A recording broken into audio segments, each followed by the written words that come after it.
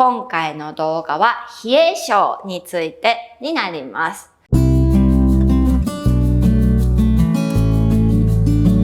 皆さん、冬も冷えが気になるけど、夏は夏で冷房が効きすぎてて、冷えがね、気になるっていう方がね、多いと思うんですよね。なので、今日女性のお悩みのすごいトップの方に冷え性っていうのがね、上がっていたので、今日の動画ではね、冷え性を取り上げたんですけれども、じゃあどうしたらいいか、何をするかっていう話なんですけど、やることはシンプルで、股関節緩める、上半身緩める、以上です。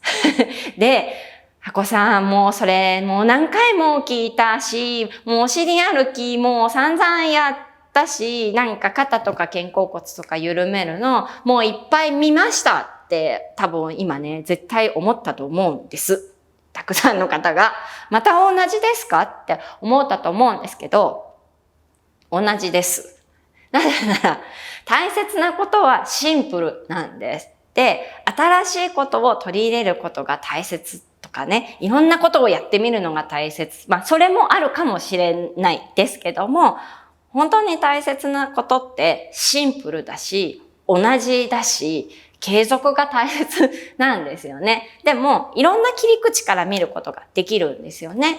で、今日またお尻歩きやるんですけど、例えばね、股関節を緩めるっていう意味では同じなんですけど、冷え性っていう観点から見たら、股関節の周りね、ここの血流が良くなると、血液とリンパの流れが良くなって、巡りが良くなったら、冷え性にいいわけじゃないですか。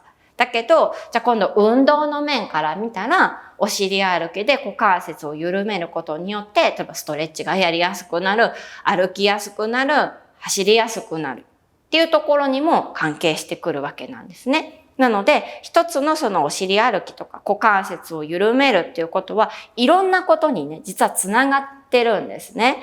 なので、新しいやり方教えてください。ニューアイテムありませんかって思った皆様。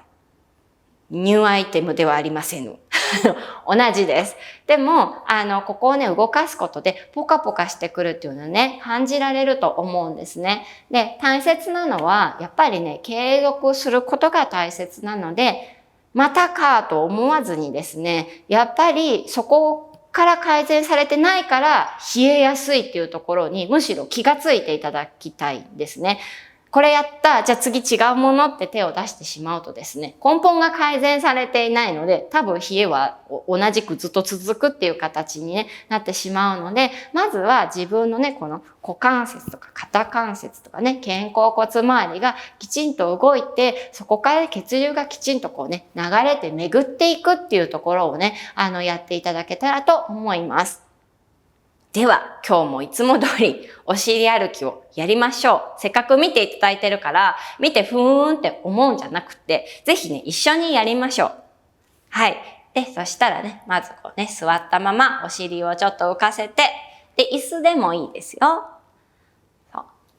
でも、知ってるもんって思わないで、ちょっとね、正しくできてるかなって考えてみてください。例えば、お尻を浮かせるときに、えいってね、膝で持ち上げてないかなとかね、力を抜いてお尻歩きしてるかなとかね、ちょっと考えながらやってみてください。はい、OK です。そしたら頭を前にして骨盤を後ろに倒していきます。はい、で起きて、今度ね骨盤を前に倒していきます。はい、OK です。じゃあ反対にしましょう。はい。で、またね、お尻で歩いていきます。あとはね、ちょっと寒いなとか、冷えてるなと思ったら、もうその場でやってみてください。椅子でもいいし、ね、床でもいいので、あと、電車とかでね、ずっと座りっぱなしとかね、そういう時もやってみてください。はい、OK です。じゃあ頭前で後ろに倒します。はい、起きて、前に行きます。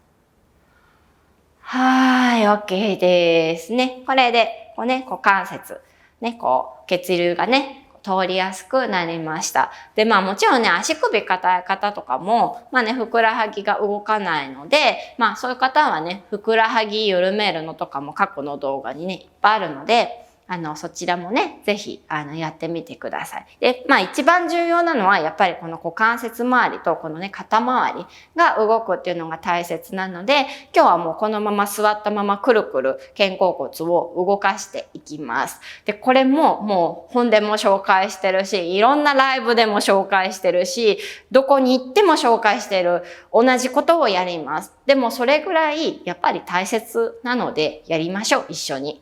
ね。そしたら手をこのようにして、ね、下に添えます。そう。で、前からくるん。前からくるん。これだけなので、くるくるね、回してください。で、決してこう力でね、こうやってやらないように、ただね、くるくるすればいいです。慣れたら上に行ったり、下に行ったり。そう、はい、はぁ。私、すごい下がってしまいましたが、